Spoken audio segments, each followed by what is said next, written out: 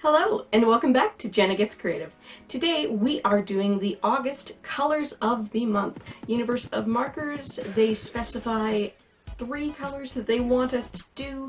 They suggest which colors we could pick from several different marker brands, including Winsor Newton's Watercolour Markers, and I am so excited that I get to try these this time.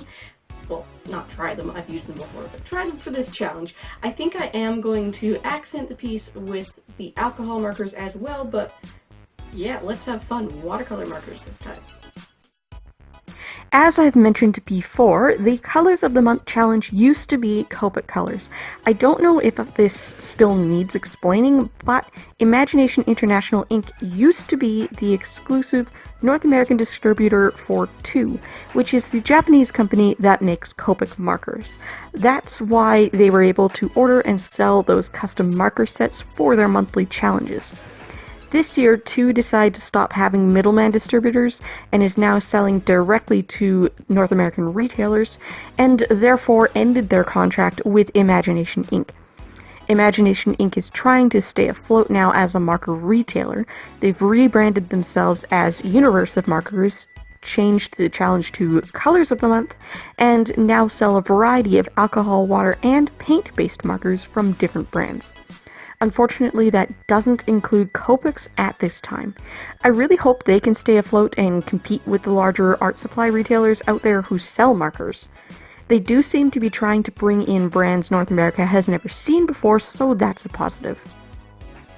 So, Colors of the Month is the same month-long 3-color challenge it's always been, but this year they simply suggest the specific markers you should use and let us color match. We're not even restricted to markers, as they give us the hex codes as well, which I'll have in the description down below. I'm not reading out hex codes. For August, they want us to have fun with fluorescence, and they've selected a cyan, magenta, and yellow in each category. For those playing with Copics, the colors are FBG2, fluorescent dull blue-green, FRV1 fluorescent pink, and FY1 fluorescent yellow-orange. For those playing with graphite markers, which are a French brand that features a brush nib and fine liner combination, the colors are Cyan 7150, Magenta 5160, and Sun Y1170. For those playing with Tombow markers, the colors are Cyan, Pink Rose, and Process Yellow. Winsor Newton Pro Marker and brush marker users are recommended to use C847 Cyan, M647 Cerise, and Y657 Yellow.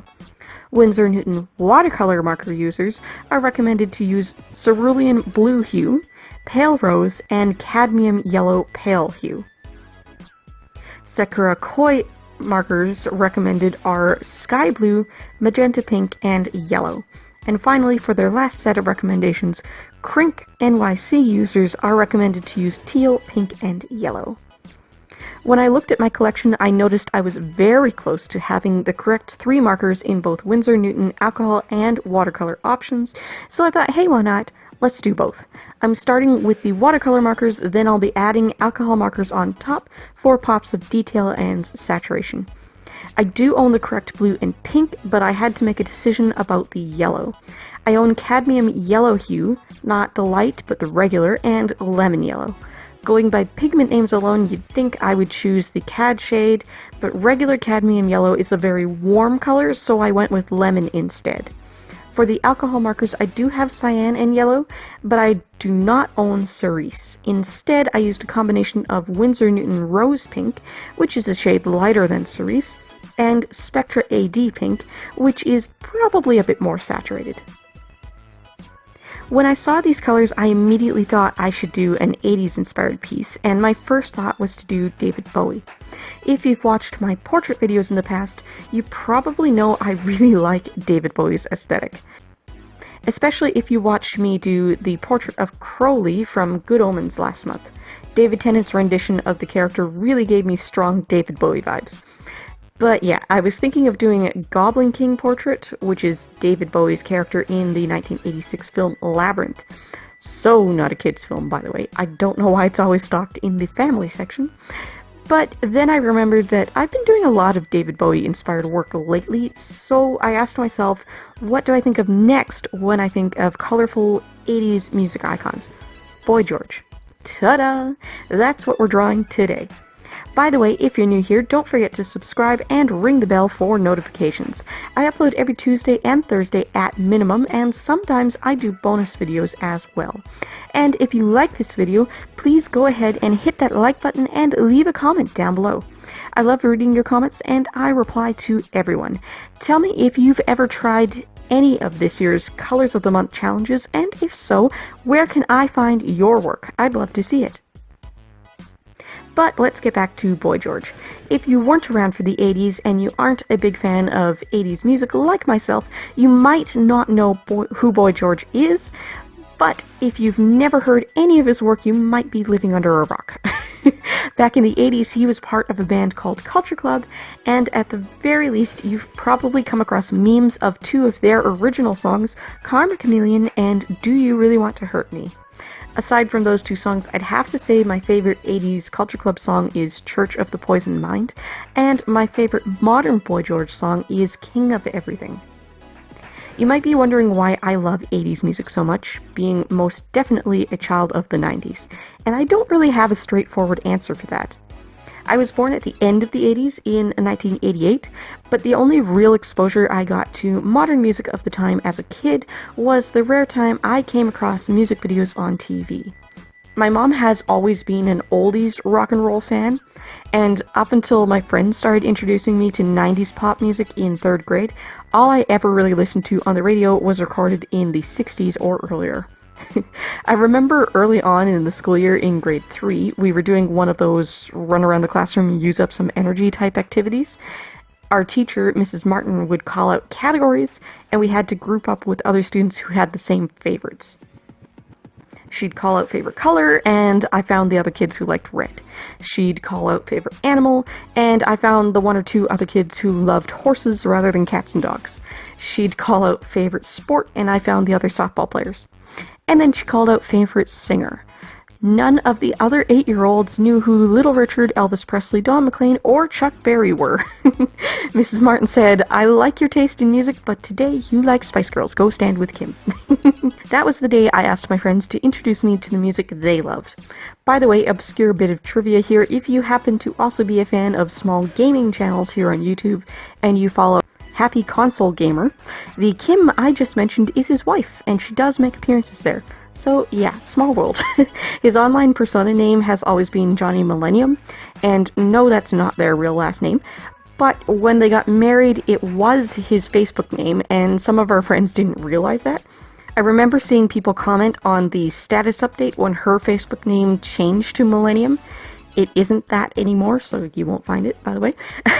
Some people were commenting that if they ever had a son, they should name him Falcon, so that when it showed up on class attendance lists in last name, first name order, he would be Millennium Falcon. But alas, that's not their last name, and I don't think they ever plan on having kids. I keep getting sidetracked. Back to talking about music. So at that point in the mid-90s, finally being introduced to pop music of the time, I discovered bands like Spice Girls, Aqua, and of course, Backstreet Boys. I'd seen clips of them opening for other bands on TV before, but I started listening to pop music right when they were really blowing up and starting to release albums. To this day, I shamelessly call Backstreet Boys one of my all-time favorites.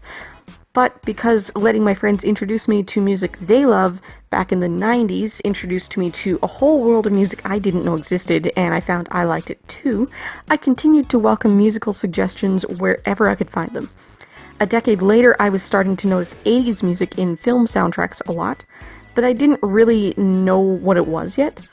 Then games like Guitar Hero came out. I think a lot of young people in the 2000s, like me, started to branch out and learn about the bands and music those games were featuring, and at least some of us were also pulling from movie soundtracks. That's when I really got into Culture Club, Queen, and David Bowie.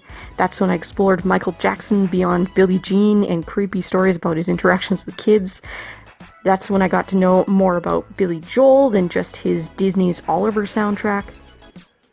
A college English professor introduced me to Iron Maiden. I discovered that Beastie Boys and Nirvana had been around a lot longer than I thought. I finally started listening to boy bands who came before Backstreet Boys, like New Kids on the Block and Boys to Men. By far, discoveries like David Bowie and Boy George were what fascinated me the most. These were colorful, flamboyant, gender-bending artists who were ahead of their time, and although I discovered them a couple decades late, I'm glad I discovered them in my late teens and early 20s when I was starting to figure out who I am as a person and what I want my place to be in this world. Their music is catchy and fun, but the lyrics have layers of meaning. Their styles and onstage personas from back then are the sort of people that my friends are only just starting to be allowed to actually be in the real world, day to day. I don't wear a lot of makeup anymore these days, but in my early and mid-20s I owned a lot of it, and when I was bored I liked to play with designs that were inspired by 70s and 80s artists like Bowie and Boy George.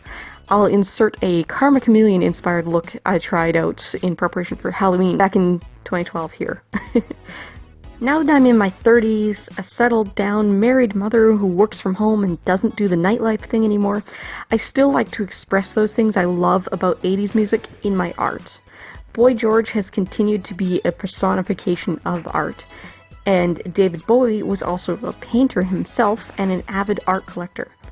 So when I sit down and create art and I'm in a colorful 80s mood, I celebrate them.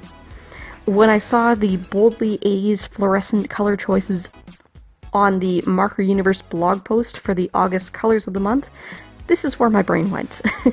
I hope you enjoyed it, and if you've stuck around to the end, thank you so much for watching and listening.